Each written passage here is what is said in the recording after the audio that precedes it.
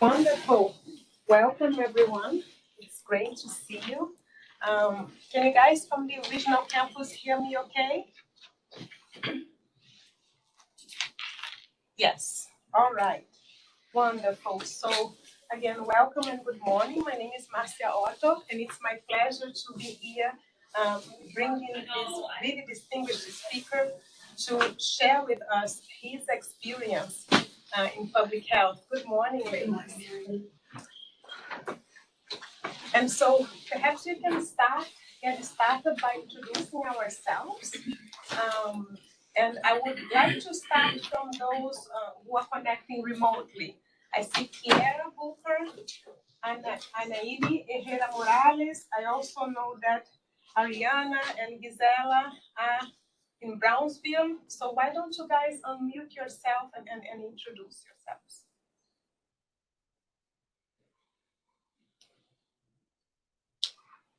Hi, this is Anayeli Herrera Morales. I'm also a student in Brownsville, but I'm joining from home today.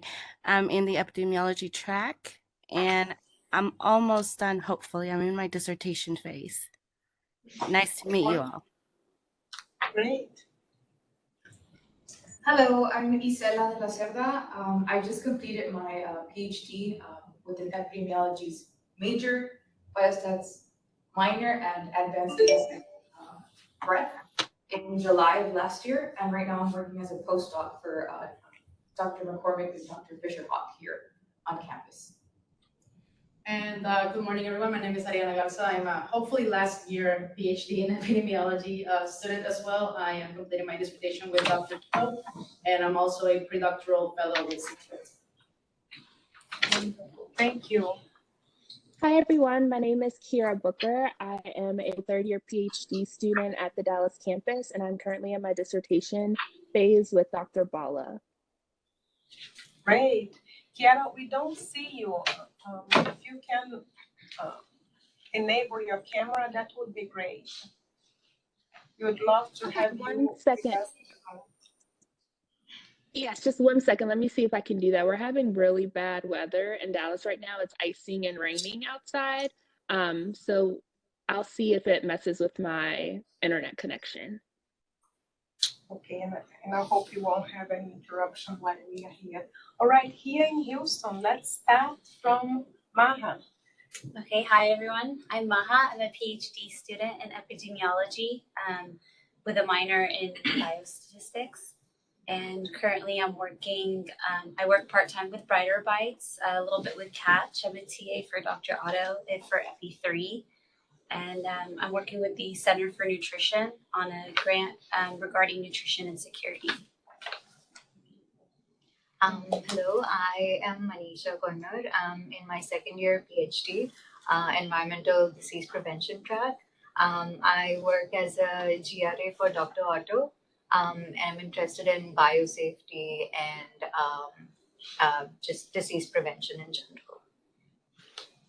Hello, my name is Jian Tark. I'm a PhD student in epidemiology with minor in biostatistics, and I'm currently working on the dissertation proposal, and I'll be defending the proposal next week. I'm an advisee of Dr. Otto. Yes, nice to meet you all.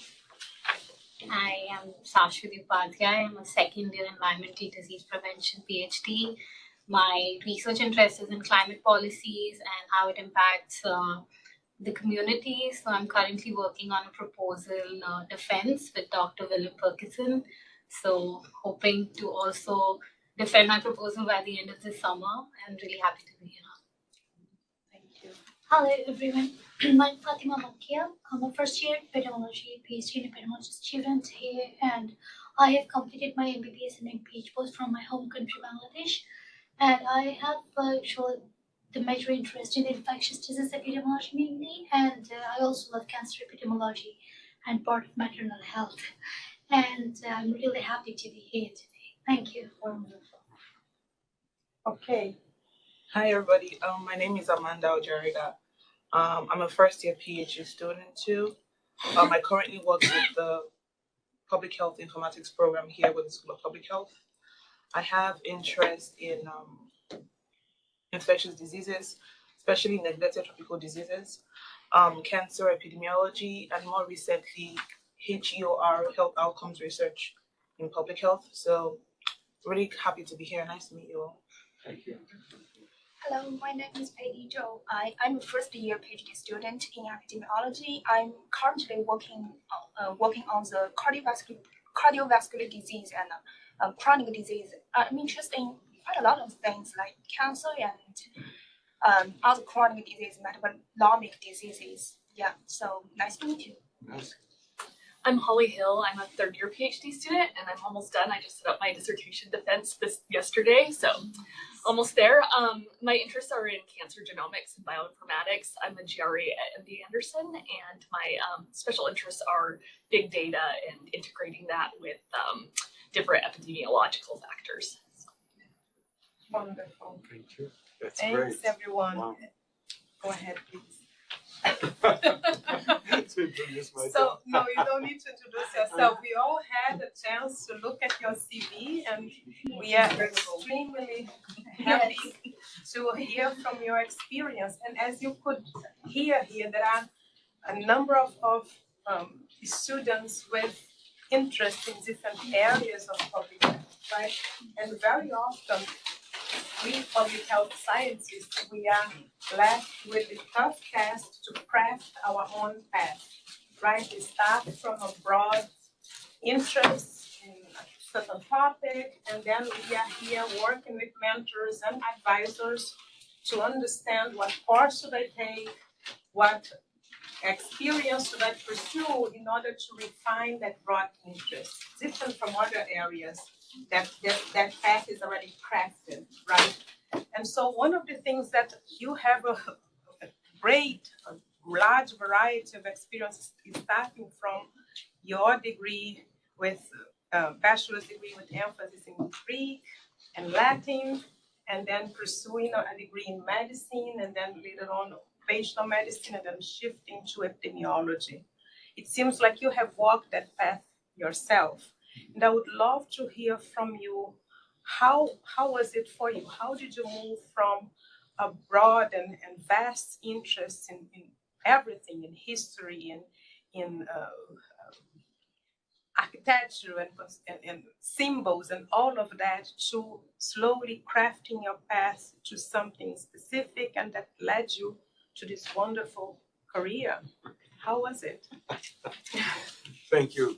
I mean, the true answer is that we never know, whether we choose one way or the other, because the circumstances are such, and they are different for everybody. And I would say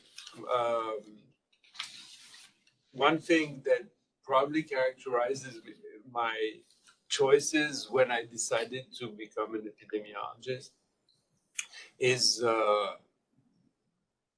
kind of a certain form of opportunism, in the sense that I've tried to work on the topics that the people with whom I wanted to work worked. I never tried to impose my own, preference. I went to the people whom, I respected a lot. I thought I could learn a lot. They were models for me. And I said, what can I work, how can I help you, and I'll do my dissertation on that. And that's how that's what guided me. And I think that because of the PhD system remains a system that has a one-to-one primary link between the advisor and the advisee, you cannot impose your ideas to your advisor. And the system, in addition, in the US is such that if your advisor is not a very senior person, they are under pressure. And they are under pressure for their own career, for their own funding, etc. So either you get into this process and you help, and you are the most important thing in the school, because no one works as hard and as deeply as a doctoral student on their dissertation. So you become a treasure. But if you try to work with someone on your ideas, then it may become a tension, because that senior person may not have the time to dedicate or the expertise, etc. So it all depends what you want to learn. I was interested in methods. I had this interest in methods, and I thought epidemiology was methods. The rest, once you have got the methods, you can apply them to a lot of different areas.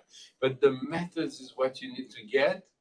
And so I arrived at, when I arrived at Hopkins, it was in 1985, I was assigned to an advisor whom I liked enormously, because I was interested in nutrition and nutrition epidemiology. But then there was this other professor from Brazil with a very strong Brazilian accent, but Not that that ever happens. a voice that's low. And I thought that's the person with whom I'd like to work. And I just did what I told you. And he said, you know, I'm working on cancer. It happened that in the department, it was the Department of Epidemiology at Hopkins. And the founder of that department was Abraham Lilienfeld. I don't know if you heard about him, but he was kind of the same as Rose Stallones. I mean, they were from the same generation, same type of personality. And he died all of a sudden of a heart attack. He couldn't finish his the things he had ongoing. And he had a case control study of thyroid disease and breast cancer, and which was extremely well done, but you know, it was all stored. And he told me, you know what could help me? You do something with that study.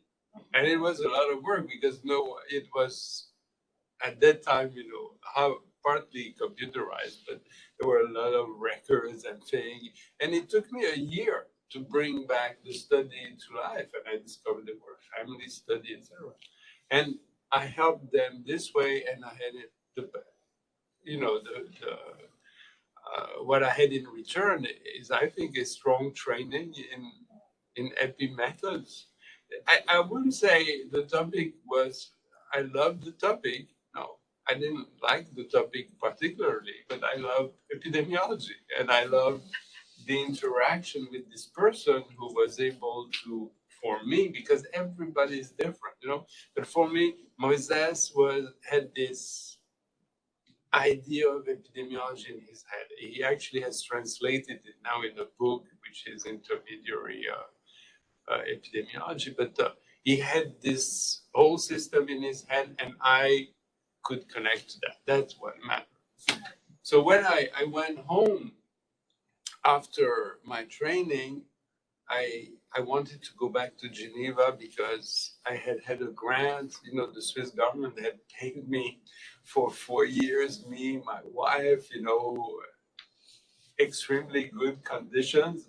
I thought, you know, the pressure to stay in the US were big, but I wanted to go back to give back, you know, and so they gave me, there was an old unit that used to do screening for tuberculosis. So it was an old van, you know, but a really old van, you know, with an old X-ray, but there was a team of 15 people working around, because they were doing X-rays throughout the city for tuberculosis. And so they said, we're going to transform this into a unit of clinical epidemiology, and you can be the chair. I said, great, I take it, just throw away the bus. He said, no, It's not like that. You need to take the bus. The bus goes with the 15 people. You don't get the bus, you lose the 15 people. And so I said, what can I do with this bus? And I knew Haynes, the system. I had learned that. Next to me at Hopkins was this guy who was building Haynes free, he was a friend of mine. And so I told him one day, I can have a bus in Geneva. Let's do Haynes. And that's what I did because there was the opportunity. And from this bus, since I had random sample of the population, I built case control studies with those populations.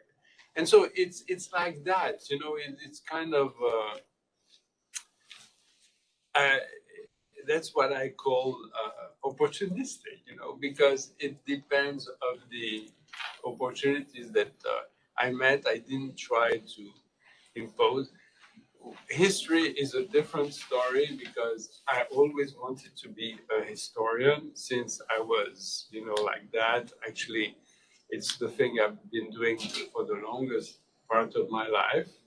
But when I got, to choose what I was going to do in my life, and the perspective of being a teacher of history in middle school didn't attract me. I felt this is not useful. And it was the 60s. We were all very motivated by social questions. I mean, there were all the models of people going to what we used to call the third world as doctors and helping, etc.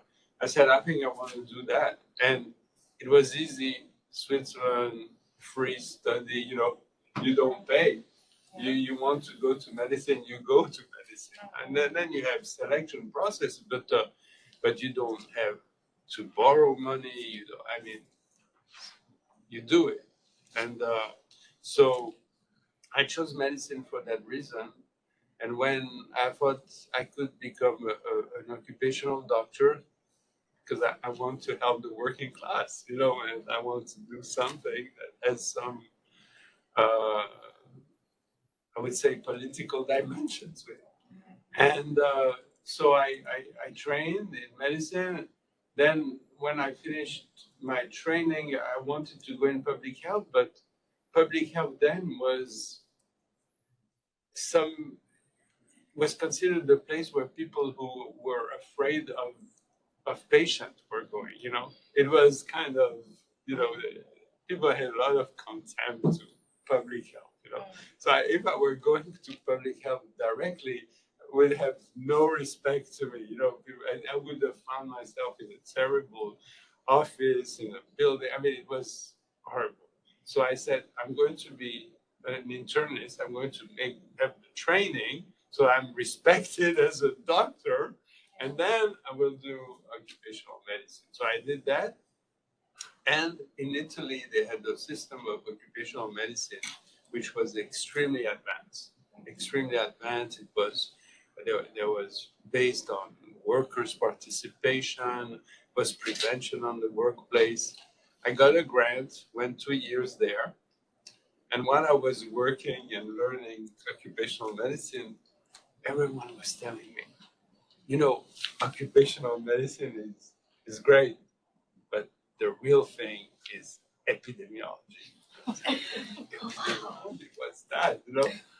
Yeah, and they were saying, that's the real thing, that's. And so I bought a textbook in Italian, by the way. They had translated the Alderson introduction to, and I said, yes, that's the real thing. That's what I want to do. Came back to Switzerland, got a grant, and went to the US. So it's all, I cannot tell you that I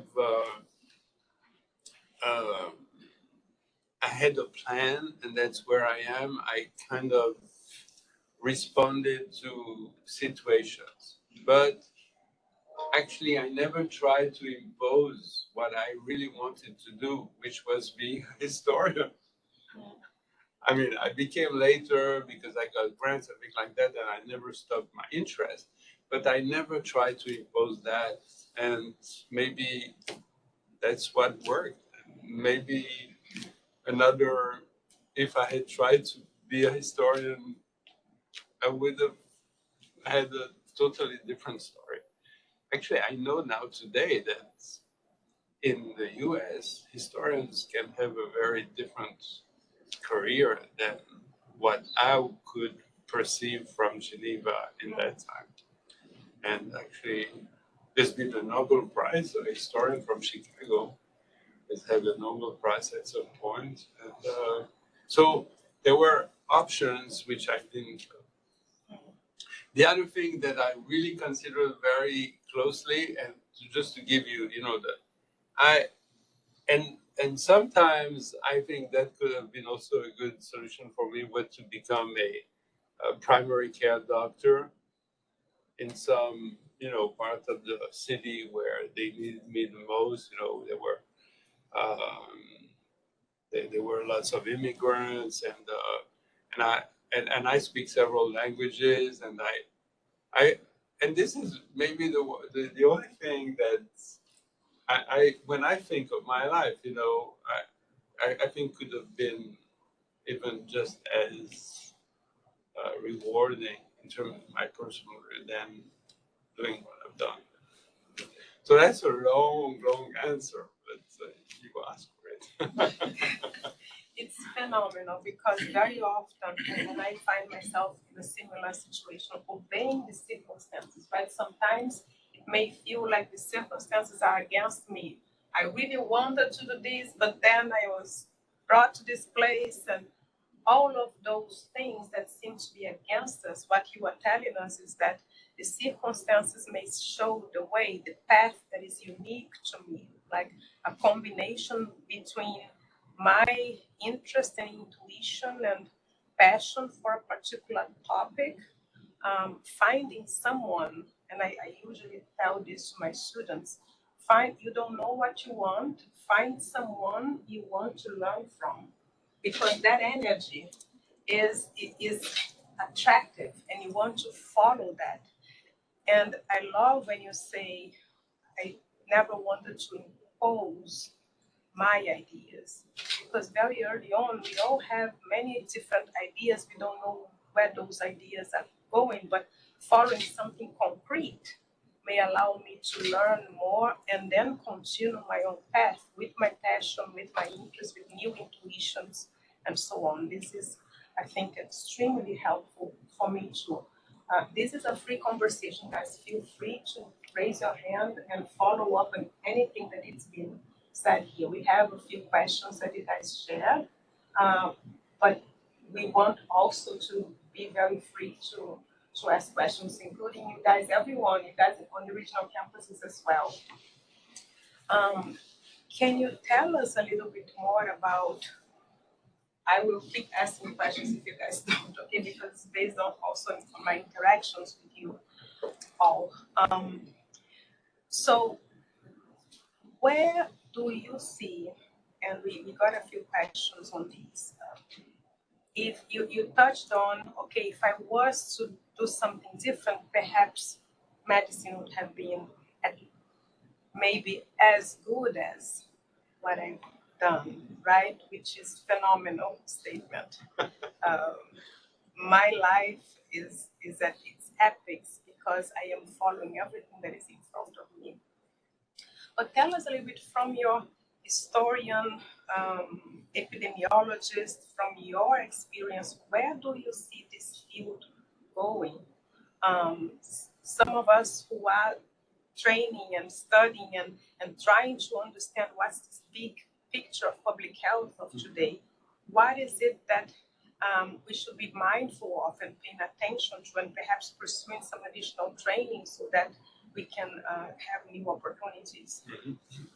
So that's how did I reconnect to history? I was an epidemiologist in Geneva. I had a division of epidemiology, and there was this a foundation, a pharmaceutical foundation called Merieux, who had a beautiful house on a beautiful lake in France, not far from Geneva. And every year they had a symposium inviting people from all over the world on a specific discipline of medicine. You know, could have been genetics, OBGYN, oncology. And they decided they wanted to have one of these symposium on epidemiology. And so the person who organized came to me and says, you know, we'd like to have something on the history of epidemiology. And because all those symposiums were about history, but for different days. And so I said, okay, let me think about it. And I said, I put it on. Oh, so epidemiology, what is epidemiology? So we have the disease, yeah, we have the exposure, yeah, we have the stats, yeah, we have everything. You know, I mean, when you think of it, you have public health, you have medicine, you have, I mean, we cannot do, shall I take different diseases across time, different disciplines? And then I thought, what's the common denominator of all that? What makes an epidemiologist different from another health expert? And what makes us different is our methods. That exactly, you know, you can be in a room talking about a specific subject. So the statistician will say how many people we need to have the right power. You know, the doctor will say, yeah, but the diagnosis, you know, according to those symptoms, it needs to be defined that way, you know. And there will be different people who will tell you how to design your questionnaire. And then what will the epidemiologist say? Which people we need to compare? How to choose the groups? That's our question. If you don't answer it, then nobody's going to answer. That's your question, how to select groups of people. And so I thought, let's try to do a history of the methods. And that's the first time I got into this. And what comes out of the history of the method is that we start with very simple approaches. People take groups of people, separate them, you know, according to some, characteristic, compare. And as soon as you do that, you get science, you know, because you can take one person and another person, compare them, you don't learn anything. But once you take two groups, the situation changes immediately. You're in another universe. You're comparing groups of people, you're comparing population. And those population, they are predictable. They have common traits. And when you compare them, it's what's different between the two that gives you a clue about whatever question you have. And this you can only tell at the group level. So very early, people start to compare, you know, very simply surveys and other, and then they start to think, well, it's a little bit more complicated, especially when you study cholera or typhoid or an infectious disease in the 19th century. You got the disease and 30 days later it's over, or it's, you know, that's it. You know, that's, you have a 30-day risk period. But then once those things belong to the past and you deal with cancer and cardiovascular disease, then you have years between exposure and outcome. And the technique of doing a survey and comparing people in a survey don't work. You need to have different approach which incorporate time. Either you take a cohort or you take a case control, but you are dealing with this long latency between exposure and so progressively the methods got refined and refined, and the main lessons I got out of it is that the methods are in constant development. We never stop developing them. And what will make you epidemiologist is that you will contribute to innovate in those methods. What you will teach to your students is going to be very different from what Marcia. and from what I used to get, in the 80s, because we adapt and we refine, and it's an endless quest. So I think it's important to understand where you stand in that history, because, for example, there's a lot of interest in statistics here, right? And it's normal, because epidemiology, if you don't get the statistics, you have a hard time, for the methods. It's totally, I totally understand that. But for most of epihistory, there was no statistics, see? For most of it. And the greatest example that probably you can also cite of the past, there was no statistics.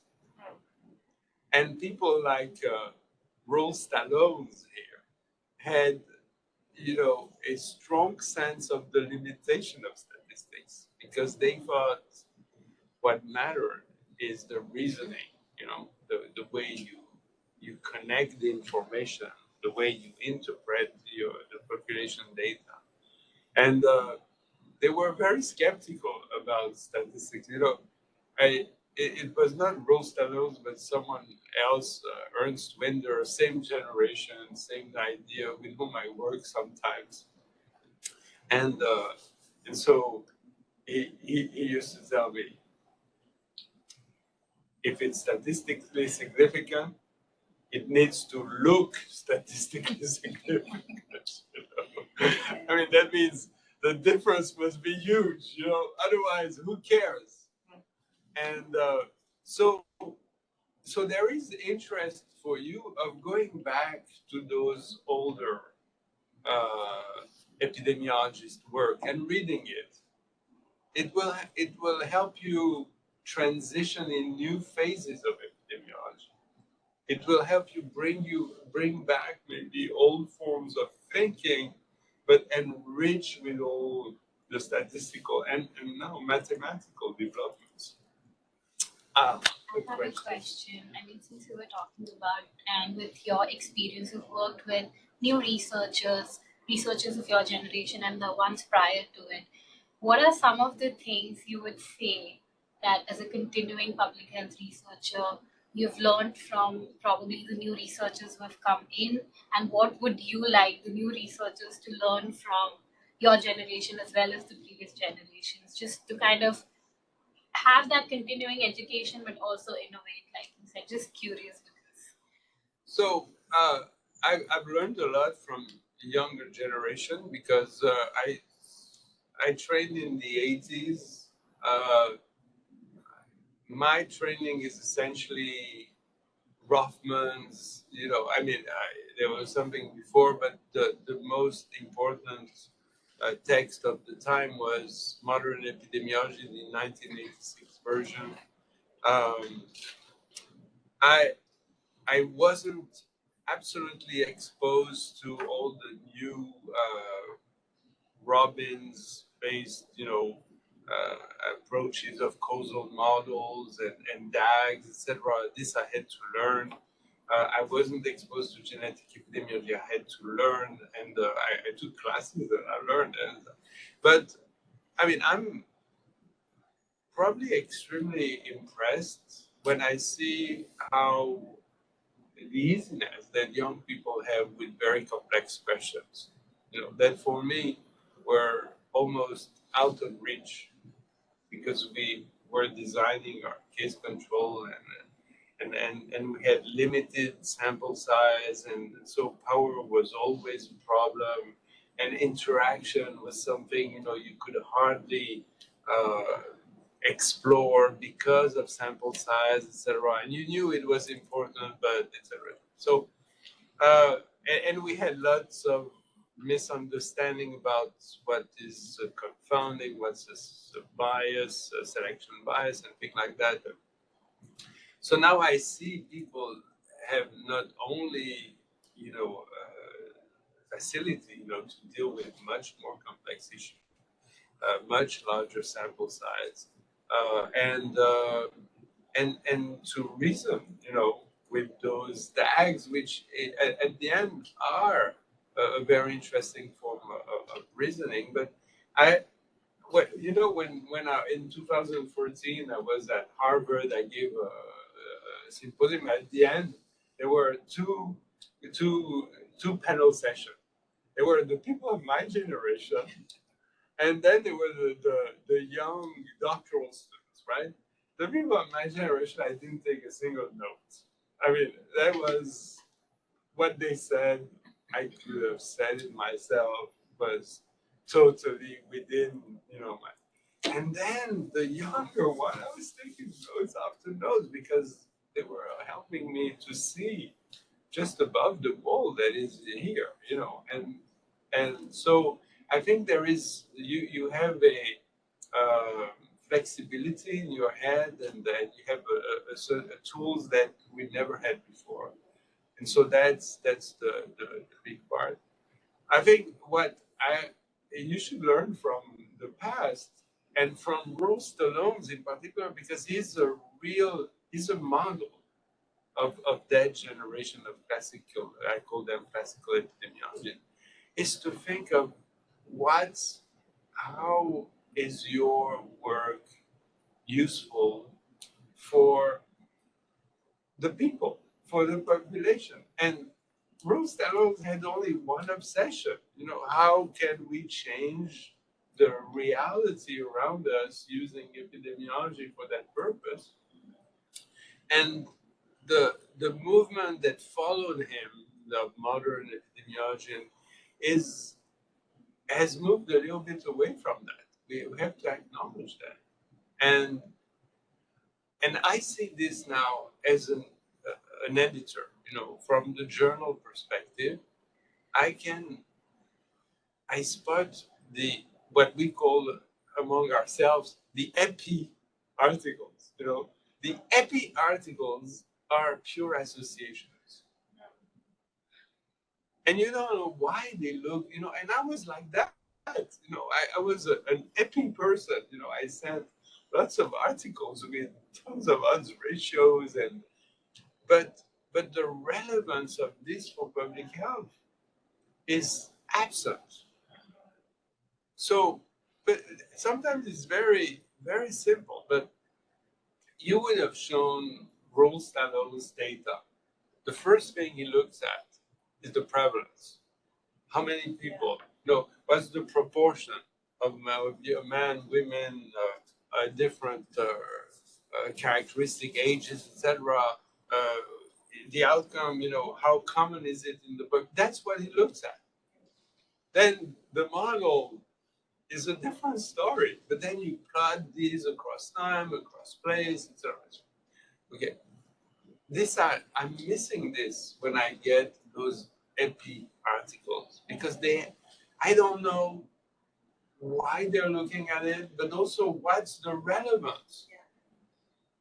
If you think like Stallones, then you start saying, okay, I have this association, but how many people, you know, are involved? You know, how many cases can be prevented? How you know, what's the way by which we could actually use my information to change policy? How can I use myself to do interventions that can be of direct interest for policy? And that's what's currently, in my perspective, missing in the epi production. It's too much. It has become a little bit too much associational. Yeah. And lost. So I would say, you see, both sides can enrich themselves. I don't share Stallones, you know, total. How would I say that? It's not contempt, but I mean, cynical approach of statistics. You know, he jokes about it all the time. You know, so I cannot put this in my regression model. You know, regression was the term then. It was just new. regression, you know, and so some people were talking regression. I cannot put this in my regression. Okay, I think the new methods are extremely useful, and you should learn them, and also you should learn statistics for a reason that and this I also disagree with Rule, who felt you could become a PhD in epidemiology without statistics. Said that was, but there is a problem when you don't understand statistics. As an epidemiologist, you have a kind of complex. You know, that there's a whole section of articles you don't understand. The whole part of the discussion you cannot share. So you need to do that.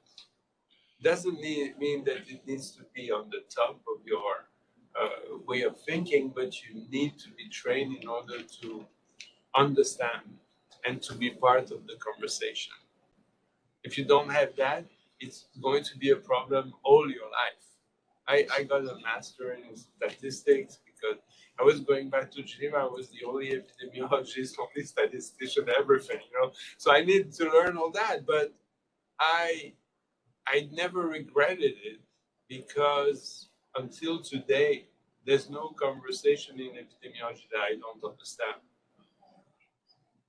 And sometimes, you know, some very difficult articles because of the new technique. I've taken the classes. I took Miguel Hernan classes, Tyler Vanderbilt classes, sat down, applied their methods to my own data. I've learned it, and now I can read almost anything they write. So that's important. That's important. But keeping the big picture is also very important. And there is this article, I sent it to you yesterday by Stallones about the decline of cardiovascular disease. He published this in Scientific American in 1980. It's a beautiful article. And Scientific American, I don't know if they still do that. I used to be, you know, everyone was subscribed there at that time because they had it was a very strong editorial process, which you dealt with editors who made you rewrite your whole article to make sure you were starting from, you know, so to be understood by someone who didn't know anything about the process. And you will see in this article, it goes like that. You know, what is atherosclerosis, you know? And how do you measure it? And so progressively he builds up his reasoning. That's a very beautiful article, and it's a model of that for the period, for the time. So that was a long answer again for your question. No, I mean, I do have a follow-up question to it if somebody doesn't. Let me just check with people who are connecting from elsewhere. So, Aniele, Chiara, any questions that you have following up on this rich conversation? Any comments or questions? Hi, this is Anayeli. I do. I actually am interested in your language skills. Were those acquired because of opportunity, or were you being in Geneva were already exposed to to learning new languages? Good question. I think both. You want to know the whole story? My mother tongue is French, of course. You can hear by my accent. But it happens that as a young, when I was 7, 8, 9, I had to study Italian because my parents were thinking maybe we would have to go to Italy, and so they put me in after school, and I learned Italian, which is my second language. And then I learned Greek and Latin and German, because German is the second language in school in Switzerland. So you do 7 years of very intense German. And I did a lot of Greek and Latin. Really, they were my main majors. And so what you learn from German, Greek, and Latin is actually how a language is built. You learn how to decompose a sentence, you know, how to understand the structure. And so it gave me, I think, a tool that helped me learn other languages. But I learned Spanish as an adult, but I speak it pretty well, but I always have to relearn it. I lose it. Some years ago, I was invited to Brazil to give some lectures, and I loved the language, so I learned the language, and I taught it in Brazilian, in Portuguese, but I lose it also. It's kind of if I have to go somewhere to learn to speak in the language in German or in not my Italian and French are different. They're inside of me. That's done. But for the others, I need a couple of months. Duolingo every night, my flashcards, reviewing the verbs and listening to music, watching to the news. It's an immersion process. It takes me a couple of months, and then I'm able to. But it's not. It's something I work on. I love it. It's not hard for me to do it. But there are languages, for example, I know I will never learn. So I don't insist. I've been going to Holland for 20 years now to teach there. I can read Dutch. I can, find my way because, I just can't say a couple of words. I've tried Chinese for a while. It's out of question, After a year of Chinese, I took with someone in class, in an advanced statistical class. They were all Chinese and me. And I tried to say something in Chinese, and my friend looks at me and says, "Now you're talking French to me?" So that was lost code, So you see, I know for Latin languages, I have some, I can easily catch them and learn them, and there are lots of connection, but it's work. It's not something that comes like this. No. Life of a scientist is always work, right? We are always at work. So I hope I answered your question. But it's great to learn languages. It's one of the best thing I know. Let me add this because I think it's an important message. When I see second generation children who don't speak the language of their parents, I'm sad. Because there's nothing like a language.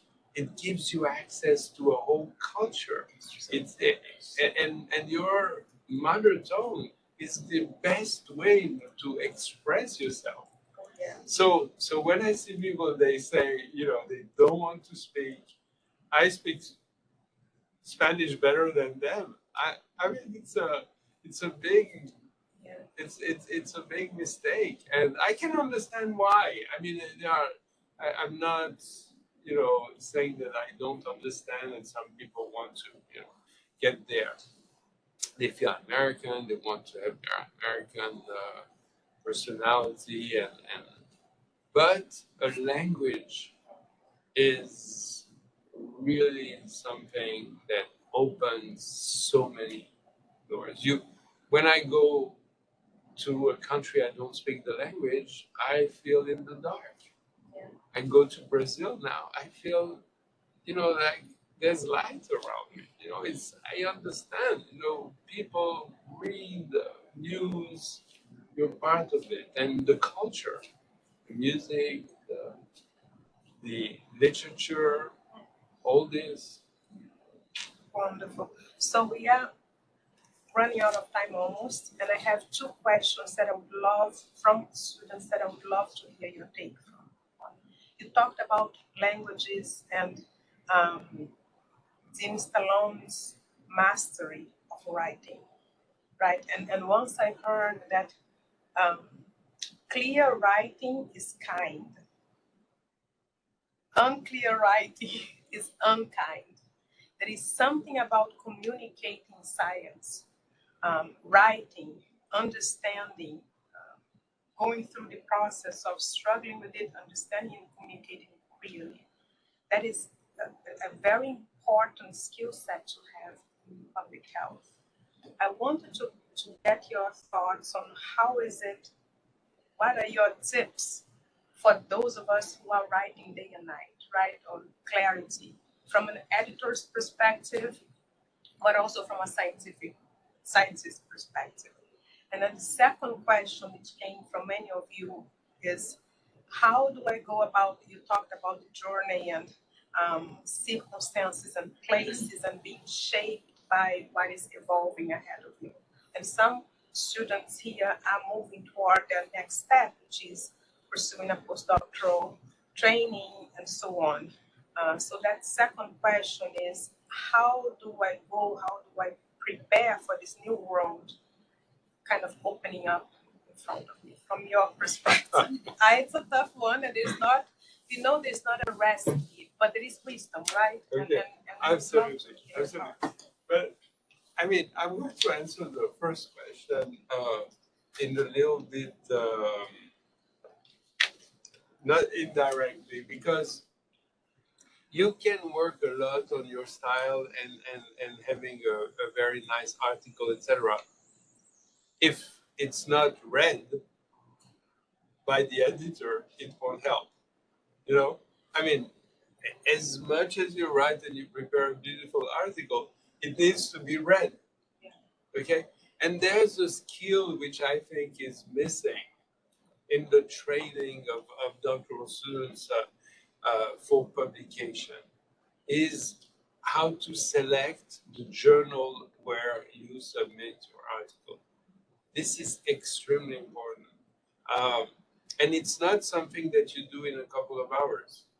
Think of the time you've taken to get your data, analyze it, get your dissertation. How many years? And to write the article maybe weeks or months. How much time do you take to select the journal where you send it? Okay, minutes or so. That's in my view, from my editor perspective, that's the main problem. You see, when you send an article to AJPH, a full article, a research or essay, or not an editorial, I'm talking about the research, 90% got desk rejected, which means that most of them, I almost didn't read them, because they were not a good fit for the journal. 10% are sent out to review, 5% accepted, 5% rejected, but with very good reviews. We are known to send you. So as long as you get reviews, you're good. People have been working on your paper. But if you are desk rejected, that's pure loss of time. Your article comes back to you, it's only older. Nothing has been added. So when you submit your article, that's really my message. And I'm trying to teach it. Your objective should not be, I want to be published. That's not what you should do. I don't want to be desk rejected. That should be your priority. And so it takes time. You think, well, maybe AJPH is the right, that's where I would like to see it. So I go to the website, I read, what did they publish on my topic? Because I don't know the whole literature and my editors don't know the whole literature. But one thing we know is what we have published. So you send me an article and you don't cite what we have published? How can I interpret it? Either you were lousy in terms of doing your literature review, or it was for another journal that didn't want it, and so you said, okay, let's send it to AJPH. You know, that's very flattering. You know, I mean, who wants to get that? You know, I don't want either. No, I'm not saying that's the way I react, but you should think of it. You, as the journal, publish something on your topic. Can you integrate this in the discussion? Can you show me AJPH has done that? We are adding to this. You have a foot in the door. You see? Now, the journal doesn't publish, you know, has a mission. You know, we published about intervention, we don't publish about pure association. We publish recent data, we don't publish old, more than 3-year-old, we don't publish because of different reasons, but policy relevance, most of it. We have some essential, you know, exclusion criteria, okay? We receive 5,000 papers a year.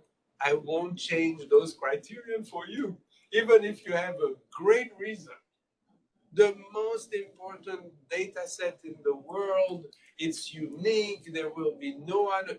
I can't do anything because if I say yes to you, I got hundreds of other people. Impossible. Don't try to make the journal adapt to you, adapt to the journal. Make sure there's a video of me saying, you know, on the instructions for rotas. Don't say all data, you know, I'm saying all this. And we keep on getting all data. We reject very fast, so it's not too much lost time, but I don't know anyone who likes to receive a rejection letter. Early or later, it's never good for your ego. Whatever, you know, even if you become, you know, hard skinned and you know, I mean, it's still avoid that, you know. The other reason why you should select your journal, even the impact factor is not a good criteria. The impact factor is interesting for your career. It's not interesting for publishing. And let's say you have this great paper, and I did those mistakes. You know, I had my case control study on tobacco and breast cancer, fabulous study. I thought it was the best, and it was, you know, actually the best done in that field.